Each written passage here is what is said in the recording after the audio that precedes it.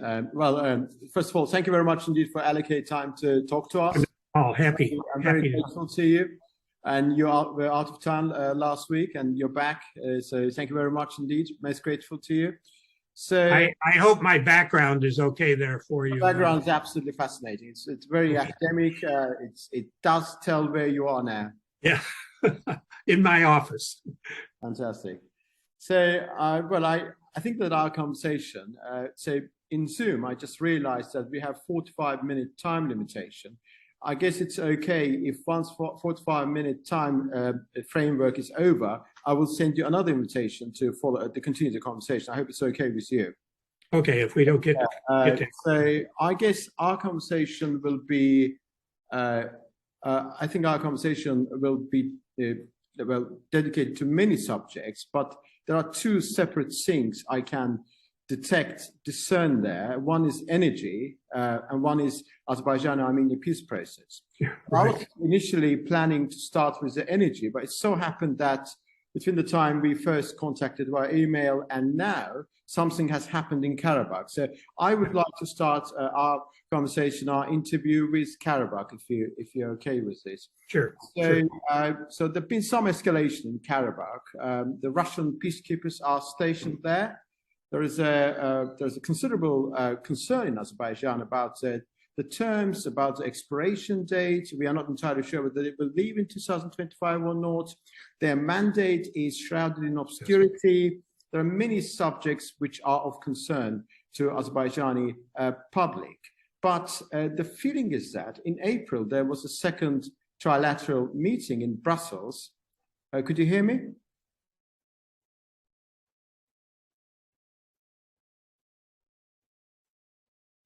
Sorry, could you hear me, Ambassador Kauzlarich? Now I can hear you. You're frozen for about. The first argument starts with the escalation, which occurred last week. So in April, there was a second trilateral meeting mediated by the EU. And back then, there was a feeling that there's a momentum because the bilateral format sort of emerged. There were two telephonic conversations between foreign ministers of Azerbaijan and Armenia for the first time for some considerable time. But now the feeling in the society, as long as my experience is concerned, my conversation with the people that I've spoken to, that the momentum seems to be slightly slackened. What is your take on this subject? Well, and I will start by saying I'm very, very far removed from Azerbaijan physically, and so I don't have the same sense of context that you do. But you know, my impression is really along the lines that you described. We had this period of optimism, and I think you're right to point to the bilateral context as being really important and significant.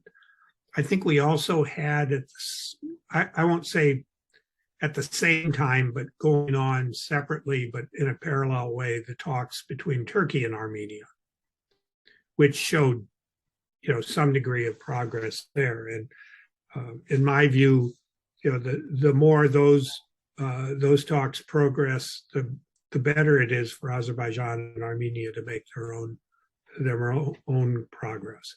I was, you know, when the November war ended with this statement. Again, I don't call it an agreement. It was a statement that was issued by Putin, Aliyev, and Pashinyan. I was very concerned about the peacekeepers, the Russian-only peacekeeping force, and precisely for the reason that you point out, that this date, you know, would Russia honor that? And so I think, you know, I think it's right that Azerbaijan should be concerned about that. I have very strong feelings about Russian behavior as a result of their unjustified invasion of Ukraine, and so, you know, from my perspective, they've kind of lost standing to be able to go into another, you know, conflict like the one in the South Caucasus and somehow present themselves as neutral and unbiased and willing to work with both parties. But I think the real question will be now: can the bilateral contacts be resumed between Armenia and Azerbaijan? I think it would have to be very quickly. The fighting that took place over the last week is not a good thing, and it's a sign that there's no structured process that needs to take place in order for peace to result from it, and that has to deal with border issues, transportation links, return of refugees and displaced people, demining and unexploded ordnance, which is the responsibility of both parties. I will say, having served in Bosnia, I know exactly what happens when there's a war and military action ends and there's all of this weaponry and ordnance that's either been planted as mines or left from the fighting. So I think, my hope would have been by this point, we would have had a series of, if you will, bilateral working groups on these very specific issues. And at the top, the foreign ministers talking to each other and, the heads of state, heads of government talking to each other where necessary. So I think we're in a very dangerous time, quite frankly, as a result of this. In your judgment, what are the main obstacles on the way to bilateral format? Is it the mistrust between the sides, or some external factors are involved in this? Well, people always jump to the external factors first. Let me talk about the sides themselves, because I think there's some issues where there just simply is two parties talking past each other. I think the transportation links. I think for Azerbaijan, you're looking for a much more controlled environment for the link between Nakhchivan and Azerbaijan. And certainly for the Armenians, they're looking for a much more controlled link, on or around Lachin. And so, you've got really two different versions. On the other hand, I think on the boundary issue, this ought to be, I won't say it will be easy, but it ought to be negotiable. And it's only between the two parties. I think the effort to involve the Russians, or for the Russians to insert themselves because they have some maps from the Soviet period, is not helpful. And the border issues in particular have to be dealt with directly. I mean, Azerbaijan has some very talented diplomats who have worked on border issues in the Caspian Sea. I'm thinking of Deputy Foreign Minister Halaf Alafov, who I just have a great deal of respect for his diplomatic skills and abilities. So, you really don't need the outside intervention to help on that. Whether the argument over the Minsk group, I just find not helpful. It's what you've ended up with is a tripartite structure of engagement, which is what the Minsk group was designed to avoid. But I think at this stage, if there must be some outside intervention, it's much better for it to be the EU. As I said, Russia has disqualified itself, as an unbiased party. I think the EU does have some standing. I think it's been good where the US has supported what the EU is doing. I'm not, personally, I'm not clear what the US role, in this different structure would be. But, work with what seems to be working, or at least seemed to be working before the fighting, that is the bilateral channel, and then the EU piece to that, and try to identify those areas where you can actually make some progress. I think the demining unexploded ordnance part is really critical to that, along with the boundaries. Again, you don't need outside parties. And it's more than exchanging maps of where mines might have been planted, because it's more than mines. It's artillery shells and other unexploded ordnance from both the First Karabakh War and later on. And both parties just have, again, probably with outside help, and they know where to go for that.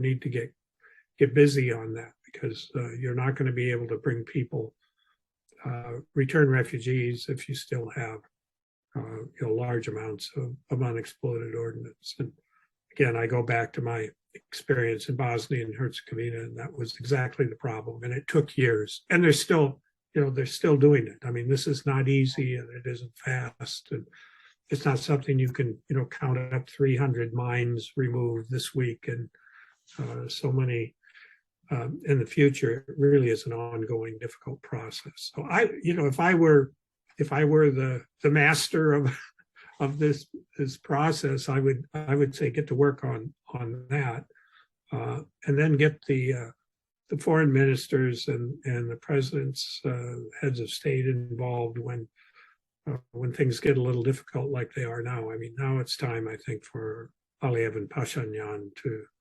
talk about how they can back away from the military conflict. Well, now we have two separate formats. I mean, Moscow might have disqualified itself, but it's still there. It's playing a certain role. Yeah, I understand. So we've got two formats, Moscow format and Brussels format. And if you look at what they do, they look at two separate subjects. One is delimitation and demarcation, border issue, and second, opening of the communications. And you realize that the Karabakh itself, the population there, the issues related to that subject have been downgraded into second grade.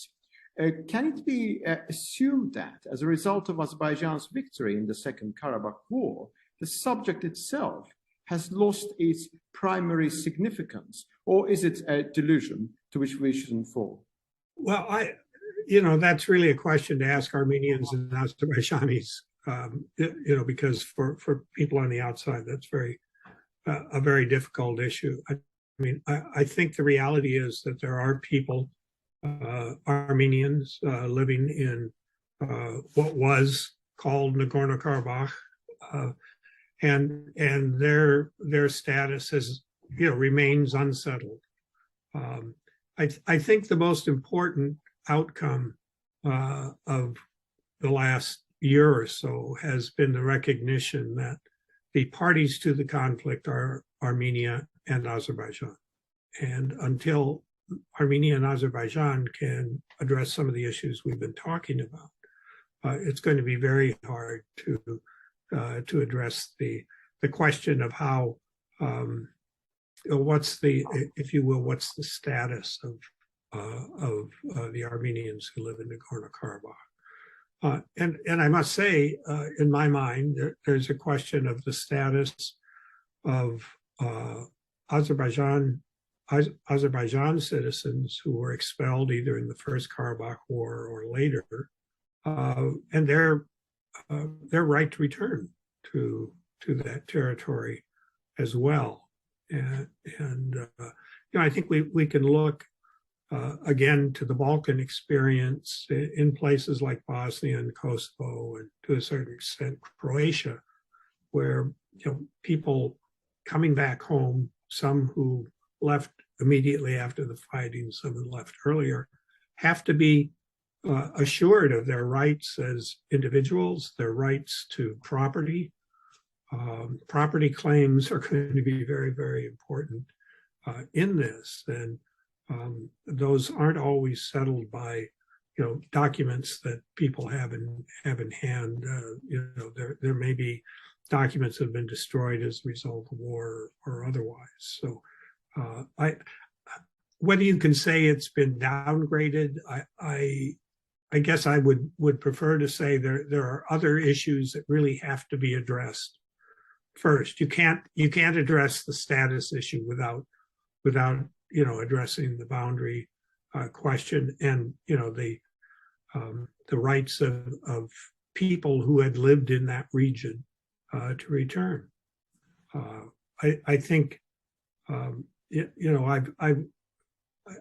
so far removed. I've kind of lost touch of the Lachin issue, but that's kind of interesting because historically, from what I know and can tell, there were very few Armenians who lived in that Lachin area before the first and certainly first Karabakh War. Armenians were brought in there. Quite frankly, we can debate where they came from, but there were Armenians with no historic ties to the region who were brought there to obviously provide a sense of security for transportation.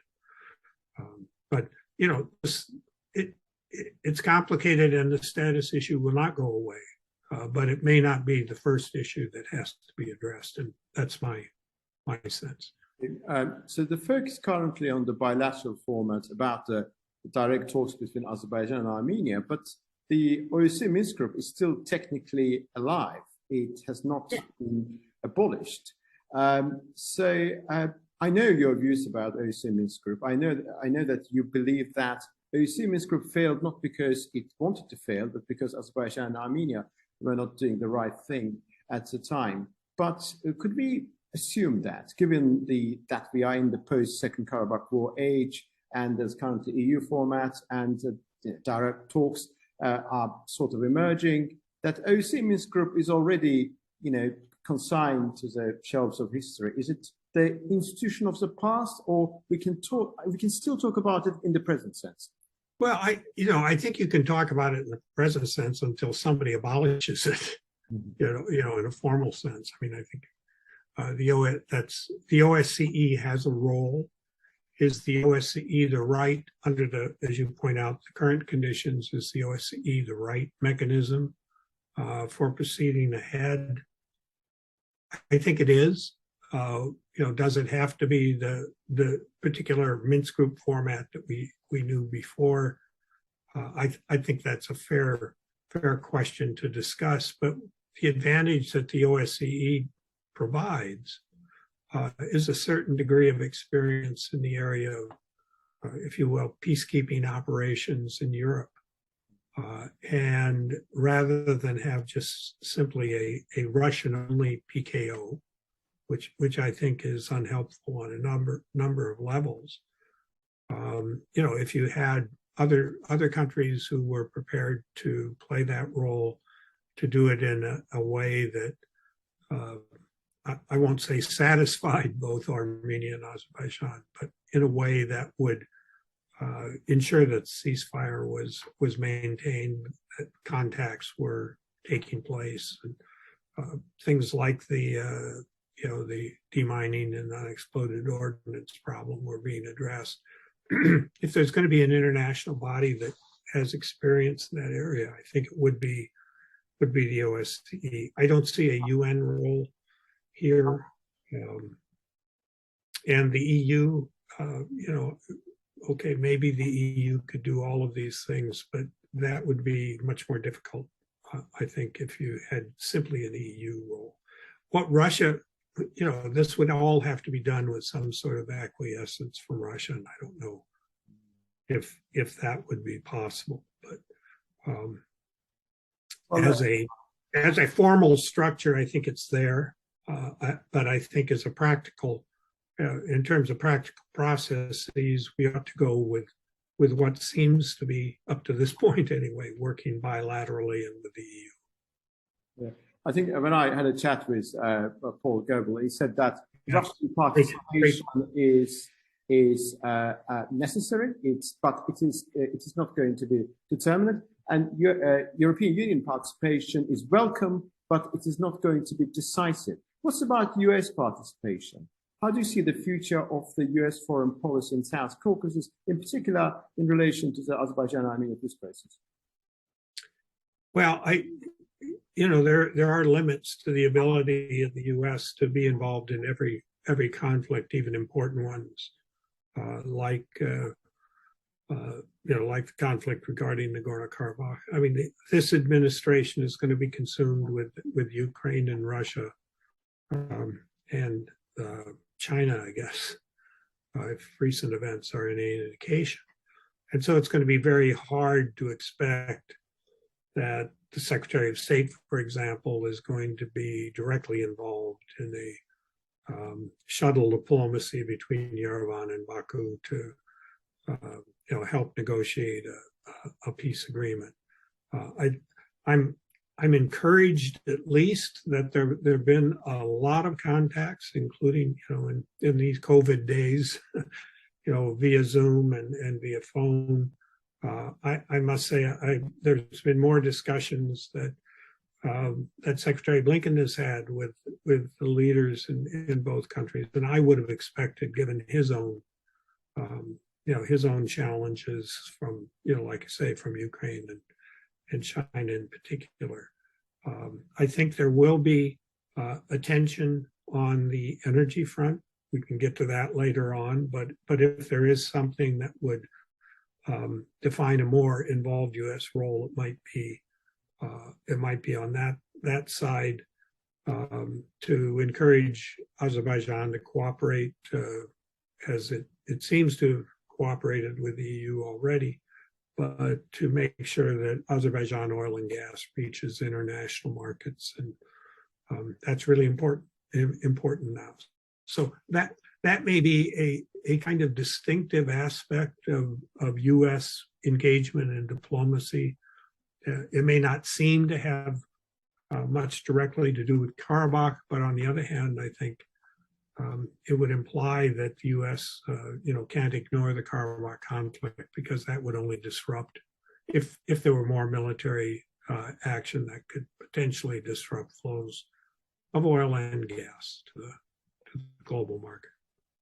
One last question about the Russian peacekeepers, and I will move to energy-related subjects. I mean, when this war in Ukraine started in February of this year, there were some people, very respected people of high intellectual caliber, suggesting that Russia will be preoccupied in Ukraine, and it will be an opportune time for Azerbaijan to curb the Russian influence in Karabakh. Could Azerbaijan use this moment for the purpose of limiting or curbing the Russian influence or Russian presence in Karabakh? Could it present a chance for Azerbaijan? Well, it's hard to answer that question without thinking about Turkish-Azerbaijan relations as well. And the fact that, Erdogan and Putin have been regularly engaging, mainly about, as I understand it, about Syria. But there's a lot of speculation. Is Putin now becoming closer to Russia? I'm sorry, Erdogan becoming closer to Russia because of this relationship with Putin. So I think what the Turks think, and that's why this visit that President Aliyev is having now to Turkey is going to be particularly important to see what direction Turkey may be encouraging Azerbaijan to take, whether it's about Karabakh, Turkish-Armenian relations, or the broader issue of Russia and Russia's role in the region. So, we've got this multi-dimensional game going on that we really can't ignore the Turkish element in all of this when we try to answer the question, will Azerbaijan try to take advantage of Russia being so heavily involved in Ukraine? I think that would be a difficult strategy for Azerbaijan to pursue, at least under current circumstances. But that's for people closer to decision makers in Baku to answer. On July the 18th, Azerbaijan and the European Union signed a memorandum of understanding on the foundation of a new gas deal. We know in Azerbaijan that our exports to Europe are limited. We know that we are sending 10 BCM per annum, which is a very significant amount when you take into account the needs of the Southeastern European countries, but it is not a significant amount when you take into account the Russian volumes, 148 BCM, So we're not going to replace Russian gas. We know that. We are very realistic about our potential, about our role. But Europe places importance to Azerbaijan. And is this in the light of EU's drive to get rid of the Russian gas dominance? There's a clear drive there. I mean, you can see it very clearly from the decisions taken by the European Union. Although you understand that Azerbaijan's gas volumes are very limited, but is the emphasis on Azerbaijan more of a political nature or more of a nature related to economic necessities? Well, I think there is, there were plans to expand Azerbaijan's exports, again, modestly, to Europe in any event. So, this kind of fits in with even before the Ukraine war, of strategy of Azerbaijan finding different markets in Europe for its gas. I think what's changed a bit here is the importance of oil. Oil's a different commodity than gas. Oil's more of a global commodity, but making sure that Azerbaijani oil is not disrupted, particularly given the vulnerabilities that the Kazakh CPC pipeline now faces in moving its oil to the Black Sea. So oil is part of that as well. And, if I were, sort of looking at the approach of the US government, it is to look at where are their sources of gas, even though, as you point out, it may not be in and of themselves enough to compensate for the Russian gas to Europe, but kind of taken together and phased in terms of the ability to get gas to market, you end up with a kind of a coalition of gas suppliers that can play a role. I will say the U.S. is, the U.S.'s biggest gas producer in the world, and the amount of LNG that the U.S. is sending to Europe, taken with, Azerbaijan, Oman, Algeria, Norway, this is serious. The combination is very serious. I think the concern would be whether Russia can find a way to disrupt those flows in some fashion, either by interfering with the way markets function or taking action against infrastructure that's necessary for the gas and the oil to get to Europe. But I think Azerbaijan is an important energy producer. It's a medium-sized energy producer without additional investment in both production and conceivably pipelines. You're not going to be able to produce much more gas than was originally planned before the Ukraine war. But as I said, taken together, it's significant. It's important. That's why I think Secretary Blinken and others have emphasized that. In line with the memorandum of understanding, it could be doubled. Currently, it's 10 BCM. It could be doubled to 20 BCM. But still, 20 BCM on its own is not really that massive to replace the Russian gas. But it may be significant depending on where the gas goes in Europe. If it goes to other markets, smaller markets in the Balkans, for example, that may be the difference, to these countries having access to non-Russian gas or not. Azerbaijan signed the Moscow Declaration with Russia in February of 2022, just not a couple of days, just a day or two before the invasion of Ukraine by Russia. So the moment was absolutely critical. But that declaration and the Shusha Declaration, which Azerbaijan signed with Turkey, as you know, Turkey is referred to as Turkey, so that's why I'm referring to as Turkey. Yeah, I'm sorry, I haven't gotten in the habit yet. I should. We believe that there's two separate types of alliances that Azerbaijan shaped with two different countries. But about the timing of that declaration, which was February 22nd, I think, just 2 days before the invasion of Ukraine, how critical was that moment? And what was the rationale, do you think, behind that?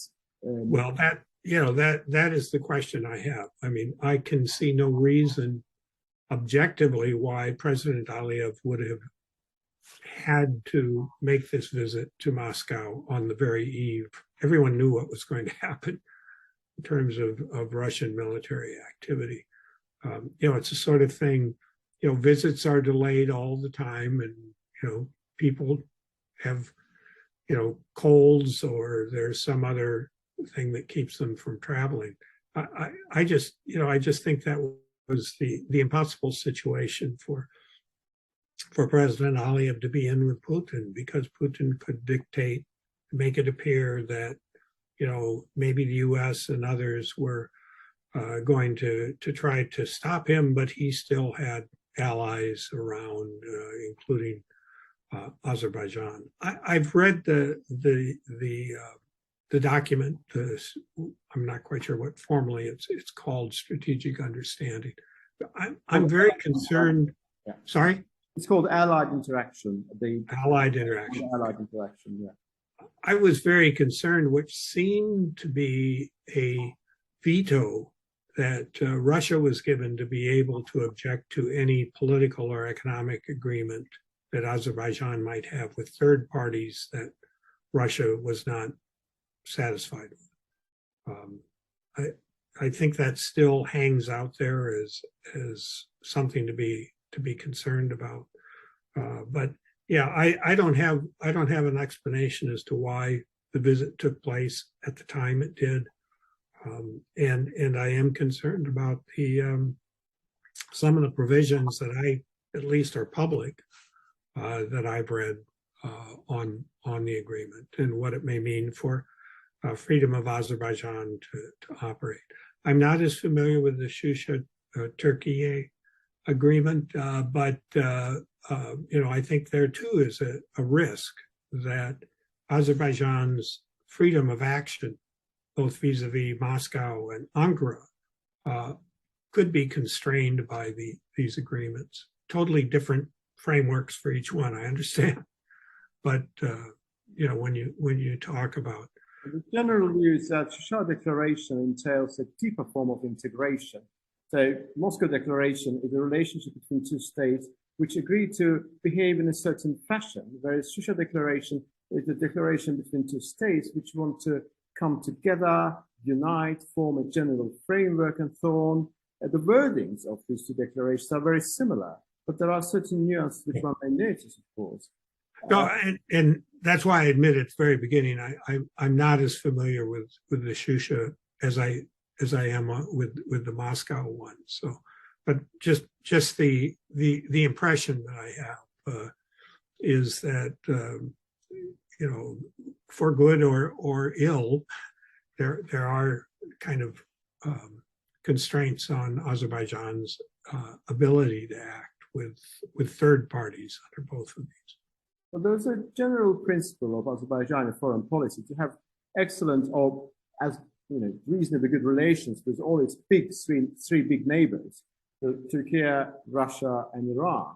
So with Turkey, Azerbaijan has had top-notch relations over the past decades, even before that. With Russia, the relations have been managed, I suppose. But with Iran, they have been very complex. And recently, there was an attack on the Azerbaijani embassy in London by the certain group, which is called the Mehdi Servants.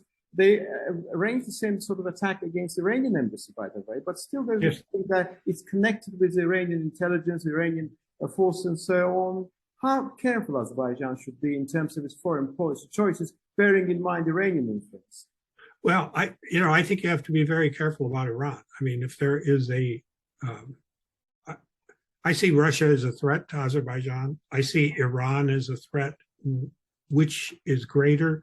I think right now, given the state of Israeli-Iranian relations, the recent visit of President Biden to Israel, where he was very clear about the Iranian nuclear program, and the risk, I call it a risk, that somehow Azerbaijan could be brought into either a bilateral conflict between Israel and Iran or a broader conflict that involves the US, Israel, and Iran.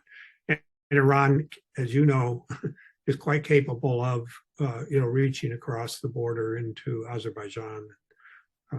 It's a reasonable concern. I don't think it can be managed through diplomacy, though obviously there's a place for that. But the Iranian dimension to this is one that I think does not get as much attention as it probably should in the US. And we can't simply assume that because Azerbaijan and Israel have close relations that they're necessarily going to result in Azerbaijani support for things that we and Israel decide are necessary regarding the nuclear program. There's a new subject in Azerbaijani discourse. It's called Zangezur Corridor subject. It's an overland passage connecting Azerbaijan's mainland with Nakhchivan Autonomous Republic. Its foundation is in the Trilateral Declaration. The term corridor is not used, but the substance is there: unobstructed, unimpeded access connecting mainland Azerbaijan with Nakhchivan. And Armenia has got very serious concerns about it. Sorry, could you hear me? Lost you again. Did you see me? Lost me again. I see you there.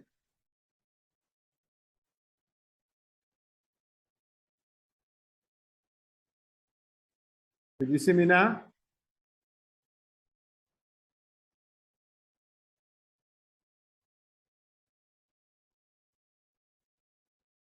Yeah, there was a slight technical problem, I guess. Yeah, and I see we're down to about 2 minutes. So yeah, we're 2 minutes. I suggest we finalize this part of our conversation in 1 minute.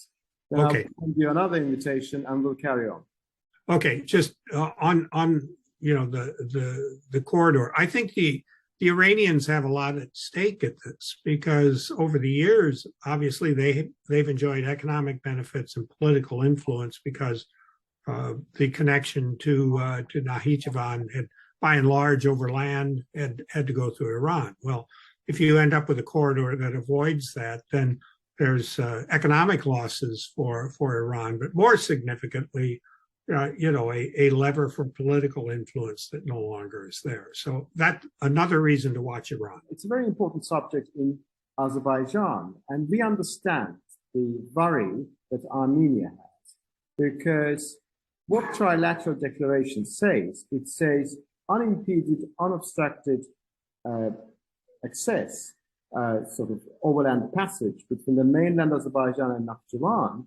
And it also says that Russian forces will be taking care of security-related matters along that passage of land. And Armenia does perceive it as an extraterritoriality issue. So we have Azerbaijani desire, ambition, emanating from the Trilateral Declaration, and we have Armenian concern. How do you think Azerbaijan and Armenia can come up with a compromise construct in which Azerbaijan will get whatever it wants to get, and Armenia's extraterritoriality, sovereignty concerns will be placated? Is such a construct possible?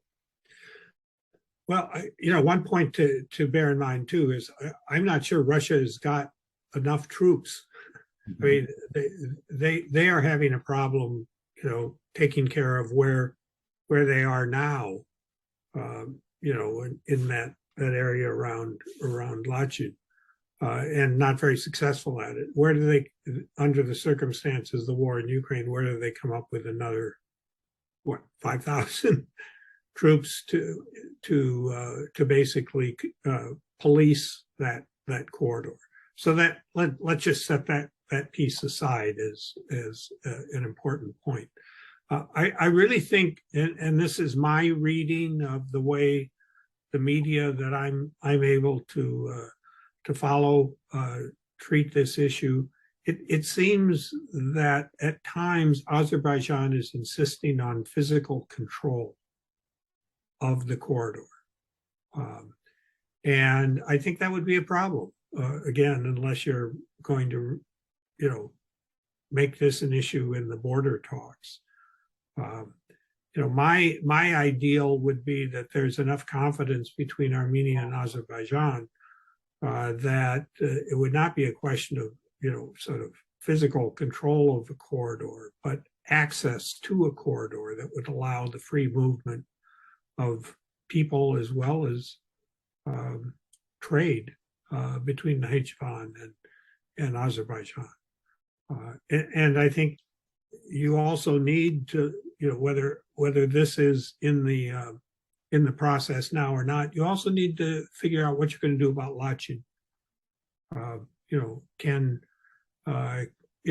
the Armenians have enough confidence in what I believe is legitimately Azerbaijani territory? I mean, there's not a question about that. For Azerbaijan to provide the same sense of freedom of movement and access between Armenia and what remains of Nagorno-Karabakh. So I think there really is there's a fundamental issue of guaranteed access versus physical control of territory that is outside the boundaries of both countries. Here, quite frankly, I think Turkey could be helpful if the process of normalization between Turkey and Armenia continues. They talked about that separately, about the impact of Turkish-Armenian normalization on the Azerbaijani-Armenian process. Right. But if there's confidence there ought to be confidence in the other direction. At least that's the way I see it. I have not deeply followed the technicalities of the route and will this be road or rail or both? Ideally it would be both, I think. And at some point, I would hope it would involve trade between Armenia and Azerbaijan as well. That's not the immediate objective, and nor should it be, I think. But if it works, it should work in that direction as well. So I'd like to focus on the Turkish-Armenian normalization process. We remember 2009. That was a critical juncture.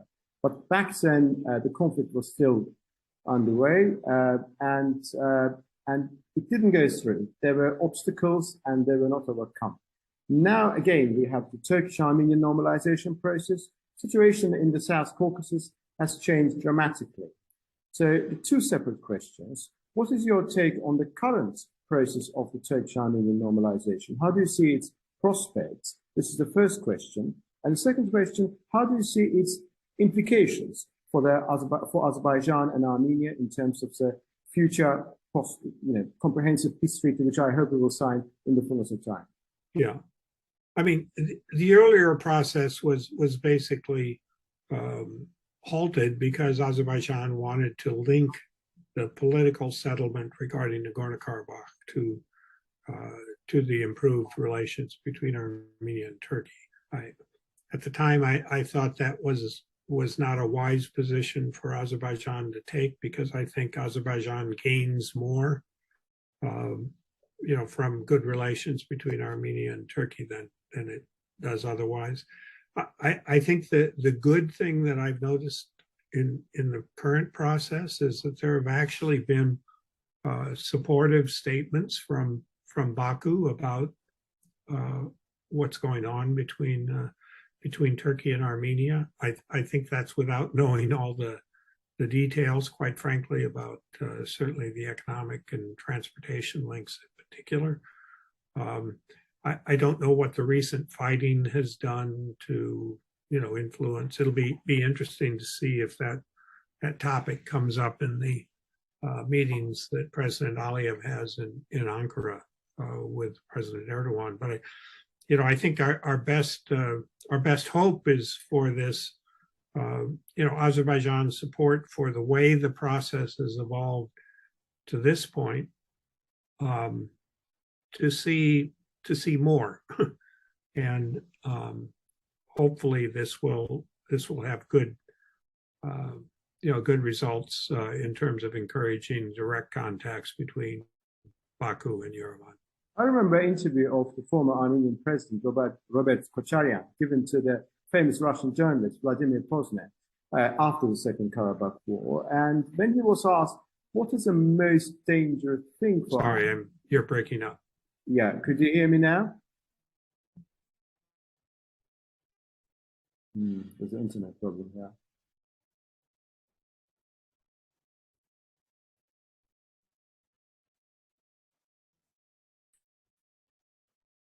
We're back. Okay. You're back. Yeah. I very much heard that the part which we started a couple of minutes ago, that part has been recorded as well. So I was referring to the interview given by the Armenian President Robert Kocharyan, given to famous Russian journalist Vladimir Pozner. It was after the Second Karabakh War, when he was asked about the existential danger to the Armenian nationhood. He said that normalization with Turkey, with Turkey, will be quite dangerous because we could be part of a greater Turkic world and lose our independence and separate identity. And even he said, I remember, he said that we do not want to be Ajaria inside the Turkic framework of influence. There is a danger, and you can feel it, you can discern it. The Armenians are worried about normalization because Turkey is a much bigger country, Azerbaijan is also much bigger, and they feel that when this this normalization happens and there's a trade, people moving within this territory, so there's a danger of Armenia losing its own independence as a sovereign state. How justified is this fear, and how it can be placated? Well, justified, I'm not sure. I understand the fear. Whether it's justified or not. Look, Armenia isn't the first small country to make, change its relationship with larger neighbors. We can go back to Europe in World War II. There are examples where small countries have, in fact, prospered because of peace, not because they've had to give something up. And that may go back to your very first observation about where the question of the status of Armenians in Karabakh stands. I mean, if you can create a confidence that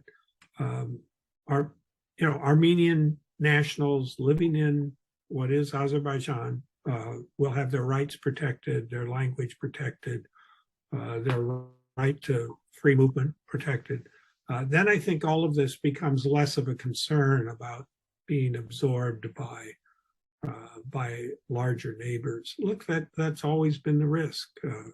War breaks out, whether it's direct conflict or indirect, and countries lose their parts of their territory, and that as I say, it's whether it's justified or not, it's understandable, and so I think being careful about the words that everyone uses to talk about these processes and the importance of sovereignty and territorial integrity. I mean, that you go back to the history of the OSCE. I mean, that was what was stressed from the very beginnings after the breakup of the Soviet Union, was that sovereignty and territorial integrity of all these states must be maintained and protected. And so I think again, it will take in this case there may be a role for the OSCE to provide that kind of security, not in a physical sense, but in a diplomatic sense, security on the future of Armenia as an independent state. I'm not familiar with the interview that Kocharyan gave, but what you describe is typical for him. Well, it is very clear that Prime Minister Pashinyan is under huge pressure. You can see it very easily. Whenever he does something which seems to be more or less plausible, he's always under attack from his own opposition, which has links to the former regime led by Sarkisyan and Kocharyan. And in December, for example, in 2021, he was giving an interview, Facebook interview, I think it was December the 26th. He said that even within that old OSCE process, that process was not going to the point at which Karabakh would have been an independent state outside Azerbaijan. So he effectively blamed the former, his predecessors. And then in April, after the second trilateral meeting in the EU, he said that, look, we need to lower, we need to decrease, we need to lower our status expectation because all the international community expects that Azerbaijan's territorial integrity is to be respected and recognized. So sometimes you see in Pashinyan's rhetoric certain elements which are, which are very helpful, and they seem to be in line with the logic of the post-Second Karabakh war process. But at the same time, he has said many other things which are totally different, and I don't want to repeat them. How do you see the influence that he is under the pressure now? We understand the Armenian church is playing an important role. We understand the opposition is playing an important role. And we also understand that diaspora is also playing an important role, because the most militant elements of Armenian nationalists are actually not inside Armenia, probably, but they're outside Armenia. What are his chances to overcome this pressure? Because after all, he has done quite a number of good things for Armenia. Right. And, the pressure will not go away. I mean, and for me, at least, the message is the sooner that political progress is made between Armenia and Azerbaijan, that you begin to address the issues that we've been talking about earlier, the better. In other words, the longer this strings out, the more pressure he's going to be under. And I think to the extent that he is now in, he is the leader of Armenia, and as long as he is there, you're correct. There's going to be these kind of different views coming out, but he's the person that I think Aliyev needs to develop a relationship with of confidence, so that we can, both as outside interested parties, but also the parties of Armenia and Azerbaijan, can see substantial progress, so that people can see that there's a benefit. And I think that would be the most important element here, that the people of Armenia see this not as something they're giving up, but something they're actually benefiting from because of the normalization of both economic and political life, and also protecting Armenian nationals' rights within Azerbaijan. So I think if there's anything that we need to do now is to make more progress soon, and not string this out again. Yeah, I'd just like to move to the energy-related subject. It's about Turkmen gas. The idea of Turkmen gas being exported to Europe has been discussed on numerous occasions, and always met with a huge degree of skepticism, because means are limited. If you want to obviate Russia, how are you going to do it? You're going to Azerbaijan. There's been a mega project called Trans-Caspian gas pipeline, which, as I understand, has been shelved. It's no longer going to be practicable due to the cost, the geopolitical constraints by Iran and Russia, because in my view, they are contrived concerns, but they're still a considerable concerns which affect the political process. But recently, there's been an interesting proposal by US-based organization, company called Trans-Caspian Resources, and they offered an alternative. It's a shorter pipeline, and it talks about 10 BCM. I'm sure you're familiar with this project. How do you see the impact or the potentialities associated with this project? This is the idea of swap arrangements. Swap arrangement is separate arrangement with Iran. So Turkmen gas goes to Iran. Iran sells the same amount to Azerbaijan. They talk about 2 BCM or maximum probably 3 BCM. But the alternative pipeline is a different story. But there's always a question of money. Who's going to pay this money? Because Europe, frankly, is not in a position to pay now. So are you optimistic about the future of Turkmen gas being brought to Europe in the light of the EU's drive to diversify its energy supplies? Well, I'm not optimistic at all. And you correctly point out that there have been discussions about Trans-Caspian pipelines. It goes back to my time when I was ambassador in Azerbaijan. Unicol, the American oil company, was talking about a Trans-Caspian pipeline.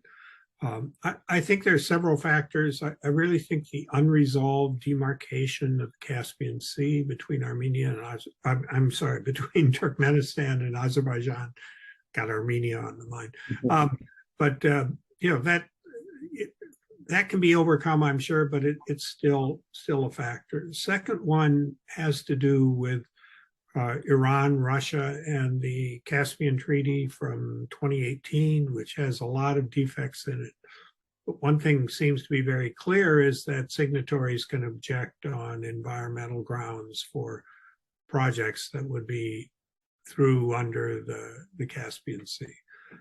Third element is whether Turkmenistan has enough gas. I know they've got a lot of gas, but they have a very strong commitment to China, and whether there would be enough to supply. Now, these other ideas that have recently come up, you're right to point out that the amounts of gas that would be involved would be relatively small. And I don't think we can overlook the fact that there are still sanctions against Iran, which could come into play when you talk about how do you finance some of these, either the big mega project or some of the smaller ones. I think the less ambitious piece of this, assuming that the Iranian dimension can be dealt with, might work, but it's not going to result in huge amounts of Turkmen gas coming to, certainly going as far as Europe. I mean, it could go to Azerbaijan and Turkey ultimately. The recent memorandum of understanding that Azerbaijan and the European Union signed has got a provision on the market demand and commercial viability.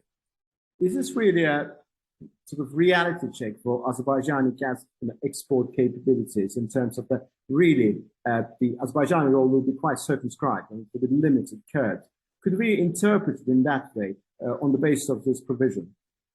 Well, I think it's a protection for the Europeans to basically say, look, if all this makes commercial sense, great, but we're not, as the EU, going to put EU money into building pipelines or developing gas and oil.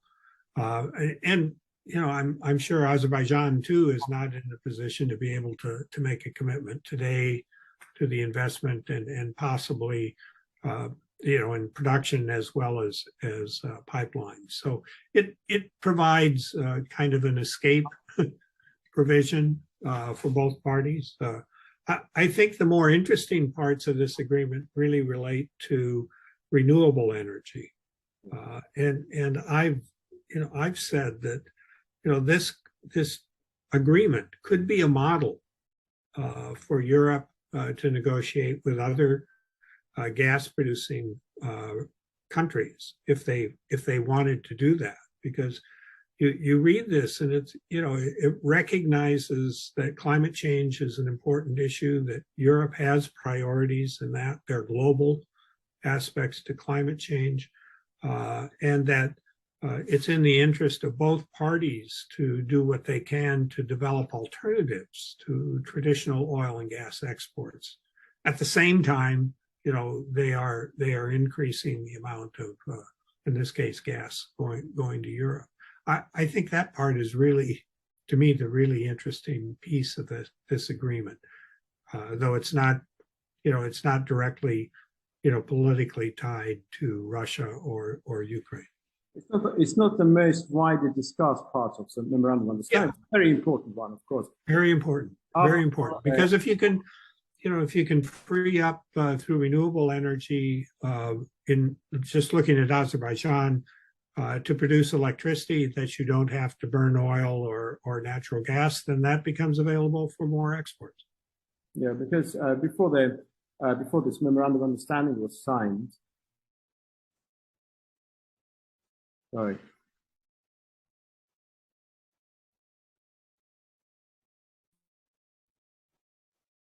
Could you hear me? Yes, now I can. Before this memorandum of understanding was signed, there were some reports, of course, by EU Observer, by Reuters, and so on. And we understood that there are three fundamental linchpins. The first thing is that who's going to pay? So EU and Azerbaijan need to share the risk, because Azerbaijani argument is that when in relation to the Southern Gas Corridor, Azerbaijan did take a lot of risks, which Europeans did not appreciate. And Azerbaijani expectation is that this time EU will invest a lot. And that memorandum of understanding in terms of the wording does not really clarify that, percentage of money that EU is going to pay Azerbaijan. So it's still shrouded in obscurity. It does say about the export volumes, which will be doubled to 20 BCM, which is, of course, very important. And of course, its climate change objectives are very firmly entrenched there. So I want to move to the subject of the Russian foreign policy, which affects all of us in the post-Soviet space. Well, a couple of years ago, 5-6 years ago, if somebody would have said that the Soviet Union could be re-established, that Russia could be again an empire or a force to be reckoned with globally, to be absolutely honest with you, in Azerbaijan and probably in many other countries, it would not have been taken very seriously. Yeah, we would have appreciated the ambition is there, but still the might is not there. But now we see the Russian officials talking very seriously about the resurrection of the former Soviet Empire, Soviet Union, and even Dmitry Medvedev, former president, recently tweeted something very outrageous, to be absolutely honest. How do you see this ambition and the resources at the disposal of Russia to actually implement this policy of recreating the former Soviet Union? Well, I agree with you that I think if you would have looked 5 years ago, there are not many people who would have thought of that. But I can recall being at an event that the Atlantic Council, the think tank here in Washington, hosted with former Russian Foreign Minister Kauzlarich. And I think if it's still on the archives of the Atlantic Council, if you want to look for it, it's like 5 or 6 years ago. But Kauzlarich said a very important thing that, as you say, people didn't pay attention to. He said for Putin, the collapse of the Soviet Union was a geopolitical disaster, and he has never gotten over that. That for him, the reconstruction of the Soviet Union is important. And I think we tended not to pay attention to that. Now, I'm not sure that Russia needs that many resources available to, if not recreate the Soviet Union, certainly deconstruct some of the security arrangements that have existed.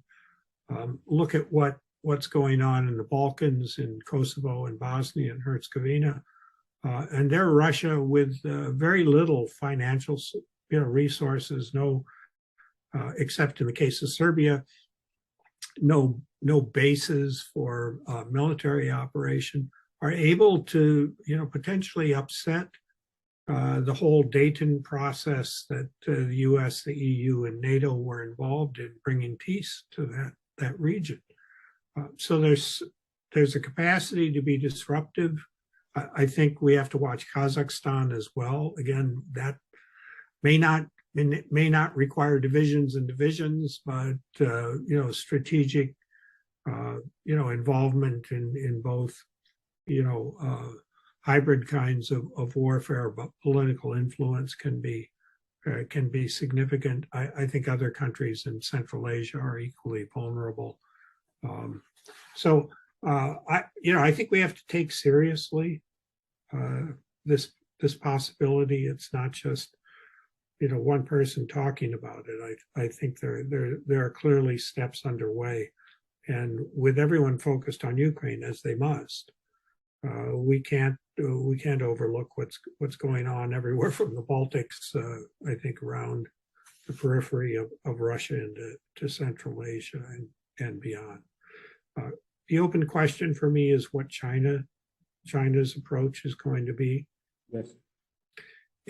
If Chinese unhappiness with the U.S. grows, they may be prepared to, quote, help, unquote, Russia, particularly in areas where it seems to be in conflict with the U.S. or U.S. interests. I think that it's the resources that the Chinese can bring to bear to help Russia. Russia's economy is in trouble, whatever they're saying, and they can generate oil and gas exports, continue to do that, though. I think the U.S. and the West is having some success. But I just don't think they need a tremendous amount of resources to create conditions for, if not a return to the Soviet Union, certainly a return to the confrontation that characterized that period between, Moscow and Washington, and potentially Moscow and Europe. So you believe that Russia does not need many resources to be able to do that? We're not talking about replication of the Soviet Union in a way it was, of course, but something similar throughout the security arrangements, throughout economic alliances, and so on. About this economic war, it's about the gas war between Europe and Russia. It's damaging to both sides because Russians will not be able to sell their gas, and their main market is, of course, Europe. And I remember one of your comments. You said that under the circumstances, Vladimir Putin is going to lose leverage. Well, Europe is suffering currently, evidently. They're trying to find alternative sources. But eventually, at the end of this war, who is going to be the main winner? And what will define the credentials of that winner? Yeah, I'm not sure this war is one that lends itself to clear winners and clear losers. I think the obvious losers in this are the poor people of Ukraine who've been killed, imprisoned, forced to be refugees. They are the losers. If the fighting stops, I can't see us quickly going back to the situation that applied on, let's say, February 22nd, 2022, where there would be kind of normal economic relations, involving Russia and the rest of the world. I think we would see a period of extended sanctions. There will be adjustments in the energy market. Russia will lose some share, but if the move in Europe toward renewable energy continues, there will not be as great a market whenever we're talking about peace between Russia and Armenia as there is today, or as there was before the war. So there are a lot of forces that are taking place that will be very difficult. I say to unwind, to get back to that, and so I think what Russia will be left with is few meaningful supporters, and the uncertain role of China. And the question is how much Russia wants to develop a relationship with China that may cause Russia some problems in the longer term. So I don't think the U.S. wins. I think if we can support the Ukrainians and the war can end and they can return to their control of their territory, that will be a plus. But it's not a case of winners and losers. I think in the way that we normally think about wars. I guess somebody said that there's not going to be total winner, total victor here, and there's a pessimistic view of the future of Ukraine, which has been elaborated and propounded by some people in the West. But after all, what's going to happen in the fullness of time? That Russia will be economically weakened, and Ukraine will be truncated. It will lose its eastern provinces. Ultimately, international law will always say that Ukrainian territorial integrity is recognized, but ultimately there will be no effective Ukrainian control over the eastern provinces, and the rest of the Ukraine, truncated part, will be more Western inclined, probably member of the EU and NATO. Do you subscribe to this, pessimistic view of the Ukraine's future? Well, I don't have a good sense of how the war is going for the Ukrainians in the East. I mean, excuse me. I've seen reports of slow progress, returning territory to Ukrainian control. Could they maintain that? I don't know. I would imagine that after we get to the point of the end of military conflict, there will be uncertain control of Ukraine over many parts in the east, whether they physically have control or not. I expect that Ukraine would become a member of the EU. I just see that as being a natural progress. I don't see Ukraine becoming a member of NATO. That isn't to say that NATO won't support Ukraine, but I just don't see that as likely as Ukraine becoming a member of the EU. So best possible outcome, return of as much territory that is clearly Ukrainian territory to their sovereign control, end of the military conflict, refugees and displaced people allowed to come back, and Ukrainian sovereignty to be determined in Kiev along the lines of closer relations with Europe and membership in the EU. Well, I realize that we have got 5-6 minutes left there. Yeah. The last question, it will be about Ukraine and Azerbaijan. Azerbaijan's policy in relation to the Ukrainian crisis. Azerbaijan definitely supports territorial integrity of Ukraine, but during the war, it was very careful in order to make sure that it balances properly between the different conflicting considerations. The Moscow Declaration was signed, then humanitarian aid was sent to Ukraine. Have you had a chance to follow the steps taken by the Azerbaijani government at the beginning of the conflict, and how do you evaluate them? Well, it's hard to evaluate them, to be quite honest. I mean, I see the rhetoric about supporting Ukraine and providing economic and humanitarian assistance to Ukraine, but I also see recently there were on the Caspian Sea the joint naval maneuvers, and I think Russian vessels coming to Baku. Probably some of the same Russian vessels were launching missiles from the Caspian region toward Ukraine.